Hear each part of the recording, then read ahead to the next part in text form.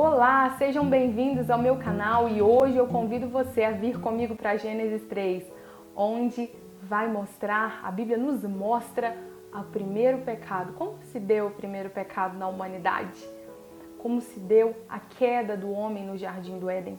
Depois que Deus criou o mundo, Deus escolhe ali uma parte no globo terrestre, uma parte que aos olhos dele era agradável, e ele monta nessa parte chamado Éden um jardim, e nesse jardim ele coloca Adão para morar ali. Adão a princípio estava só, mas depois Deus faz cair um sono profundo em Adão e ele tira uma costela de Adão e dessa costela ele faz Eva. Agora não é somente um homem no jardim do Éden habitando ali em plenitude de vida, mas sim os homens, Adão e Eva, né? Um homem e uma mulher. Os seres humanos estavam ali morando e eles tinham uma vida plena e uma vida abundante. Quando eu falo de vida abundante, eu não estou falando de uma vida onde sobram bens materiais, não. Jesus disse o seguinte: eu vim para que tenham vida e vida em abundância. Essa abundância de vida, o homem, ele só tem essa abundância de vida quando ele se encontra em um estado onde todas as suas necessidades naturais elas estão supridas. Como que se dá isso? Como é que eu vou fazer para que todas as minhas necessidades estão supridas? Se você pensa só no campo material, você nunca vai alcançar uma plenitude de vida. Isso Adão e Eva também tinham no Jardim do Éden. Eles estavam cercados de um clima favorável, eles estavam cercados de toda a árvore frutífera para satisfazer as suas necessidades, fonte de luz, fonte de água, mas não era só isso, porque isso não basta para o ser humano. O materialismo não basta para o ser humano. Eles tinham todo o suprimento da vida espiritual. Afinal, eles tinham vindo de Deus. E Deus, aquele jardim, ele não tinha só uma completude material, mas aquele jardim era um lugar tão especial, era chamado de lugar de delícias, porque naquele jardim podia-se sentir o cheiro do Criador. Daquele jardim poderia-se ouvir os passos do Criador vindo todos os dias ao encontro do homem. E neste encontro existia um diálogo onde Deus orientava Adão o que fazer, como proceder, e ele recebia de Deus todo o conhecimento daquilo que o cercava e o conhecimento do próprio Deus. E com este conhecimento ele tinha vida. Conhecimento de Deus gera vida. Então, os homens, os seres humanos ali representados por Adão e Eva, eles tinham uma completude no campo material, no campo espiritual e no campo intelectual. E assim eles tinham uma vida plena. Mas agora nós encontramos em Gênesis 3, que é o nosso objetivo aqui deste vídeo hoje, um cenário onde nós temos a mulher, Eva, e a serpente, Satanás. Simplesmente o autor do texto nos apresenta, nos pinta uma cena e nos leva a imaginar um diálogo entre a mulher e a serpente. Em que circunstâncias se deram esse diálogo? Eva estava ali e o texto nos dá a entender que ela estava só. Veja só, apesar daquele jardim ser praticamente inabitado por seres humanos, porque Adão e Eva ainda não tinham se multiplicado, não era desculpa para a solidão, né? Porque Eva tinha contato com o Criador e tinha contato com o seu marido Adão. Mas naquele momento específico, nós não vemos a serpente aparecer no meio de um diálogo entre Adão e Eva, muito menos no meio de um diálogo entre Eva e o Senhor, e muito menos no meio de um diálogo entre Adão, Eva e Deus. Onde eu quero chegar com isso? Eu quero dizer para você que os nossos ouvidos, o nosso relacionamento, o ser humano, ele não consegue ser nulo. Não existe nulidade nos relacionamentos humanos. Ou você se relaciona com alguém, ou você vai entrar em uma tremenda confusão. Por quê? Porque a solidão são águas turvas que podem nos sufocar, que podem nos afogar. Eva estava vivendo naquele momento, naquele instante, um hiato. E esse hiato era um momento onde os seus ouvidos se encontraram desocupados. E ela agora recebe nos seus ouvidos uma voz que não havia sido convidada por ela, mas uma voz um tanto convidativa. Uma voz que estava a chamando para algumas reflexões. A serpente chega e encontra Eva sozinha. O que a comunhão, a falta da comunhão nos faz? Comunhão não é estar com alguém ou com várias pessoas em um mesmo ambiente. Isso não é comunhão. Comunhão é quando eu compartilho a minha vida com alguém e eu recebo de volta aquele compartilhamento da vida de alguém com a minha vida. Isso se dá de diversas maneiras. E a comunhão, ela não precisa existir apenas num ambiente físico, né? A Bíblia nos orienta a orar sem cessar. A Bíblia nos orienta, Abraão deixou sua terra, deixou sua parentela e ele foi considerado amigo de Deus, porque os seus ouvidos, os seus olhos, os seus pensamentos estavam completamente em comunhão com Deus em todo o tempo, e por causa disso ele foi chamado de amigo de Deus.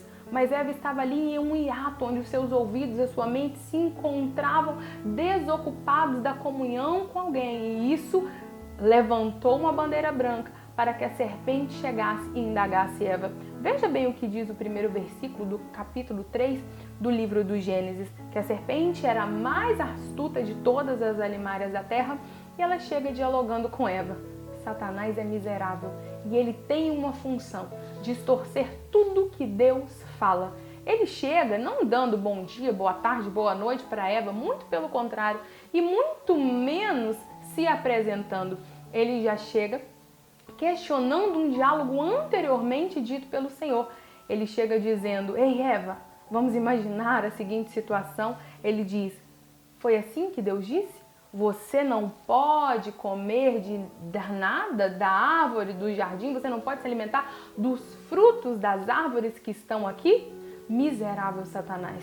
Primeiro, ele precisa se valer de um diálogo anteriormente dito para pôr em xeque aquilo que Deus disse. Essa é a função dele desde quando ele caiu.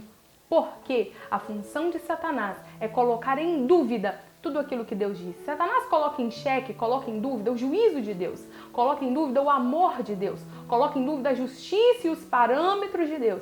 E ele tenta convencer o homem sempre do que aquilo que foi dito não é daquela maneira.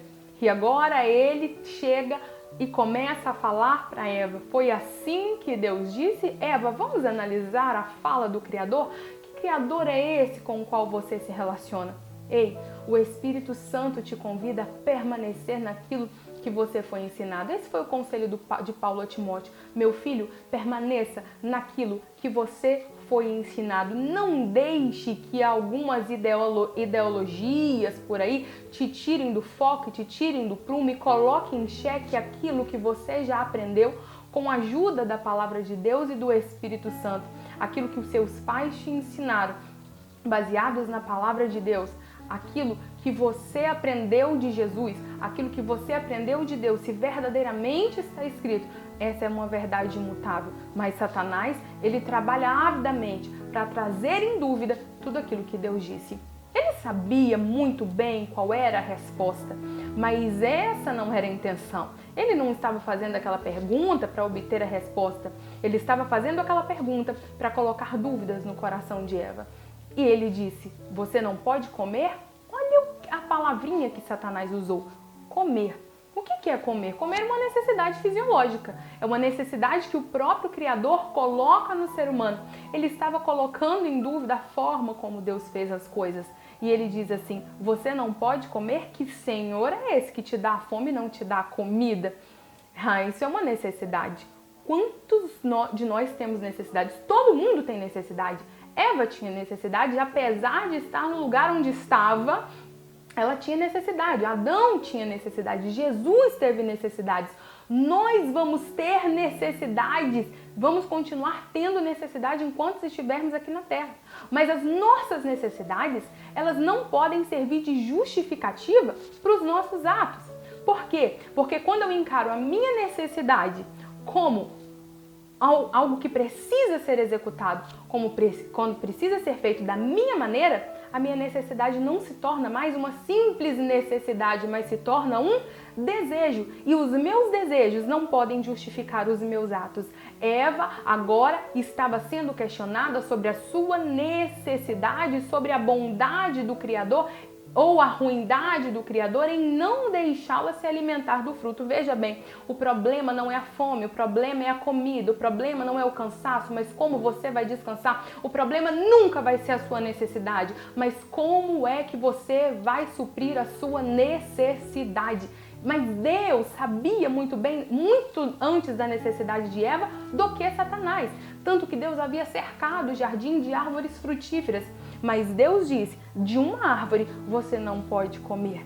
A providência de Deus é abundante para os seres humanos. A providência de Deus no Éden era abundante de forma que Adão e Eva não tinham necessidades em nenhum âmbito das suas vidas. Mas agora, Satanás estava questionando Eva, você tem necessidades que precisam ser supridas e por que é que você não pode suprir a sua necessidade da forma que você quer? Não deixe a sua necessidade se transformar em desejo e este desejo te corromper, porque aquilo que Deus nos dá, nós não podemos desprezar a providência de Deus por causa dos nossos desejos carnais, mas nós precisamos nos agarrar na providência e dizer, importa para mim a sua presença e é melhor obedecer do que sacrificar. Fique com essa palavra, vai digerindo essa palavra. E daqui a pouquinho nós nos encontramos aqui de novo no segundo vídeo da série Éden.